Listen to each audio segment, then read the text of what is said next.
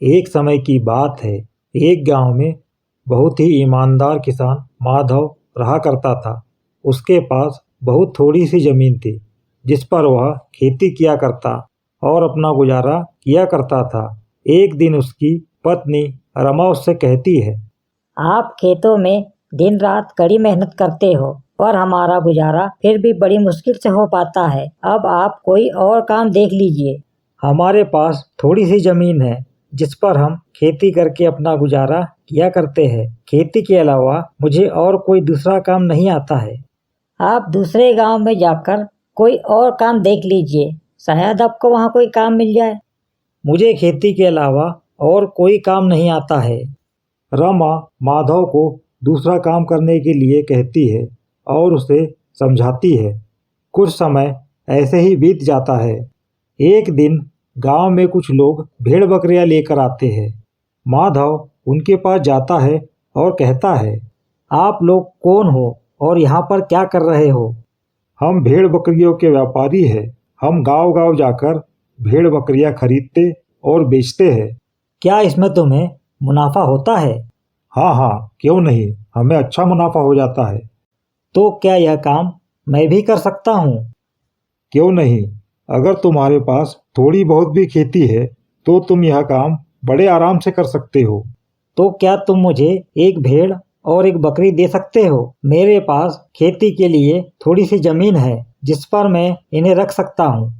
हाँ हाँ, क्यों नहीं, पर तुम एक काम करो, तुम आज के लिए तुम्हारे खेत में मुझे अपनी भेड़ बकरियां को रखने दो, जिसके मैं तुम्हें पैसे भी दे दूंगा।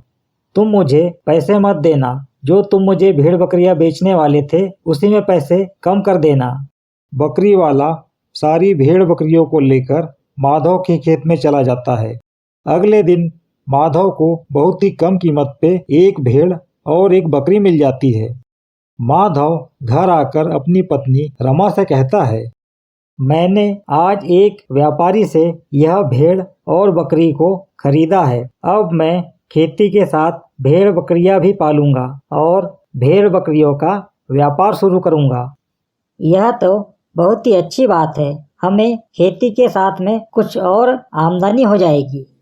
माधव अब उन्हें भी खेतों में लेकर जाता और खेती के काम के साथ में उन्हें भी चराता।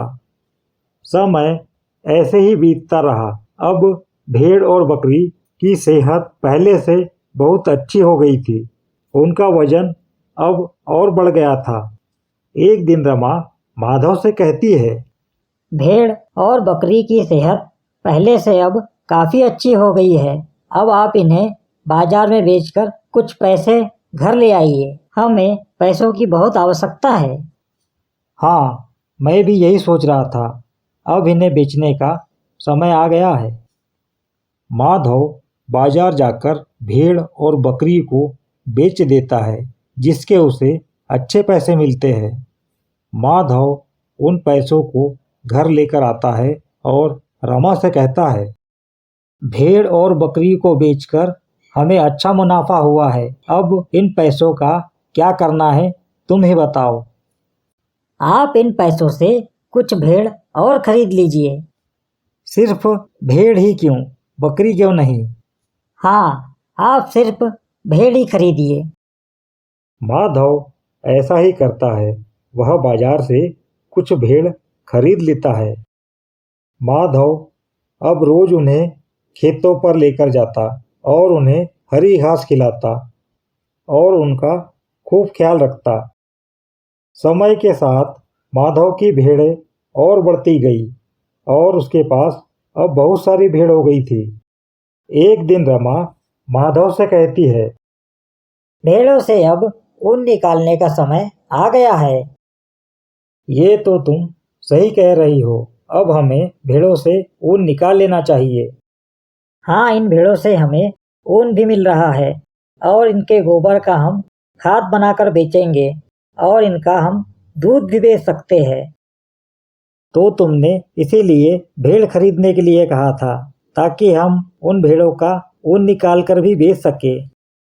वह ऐसा ही करते हैं।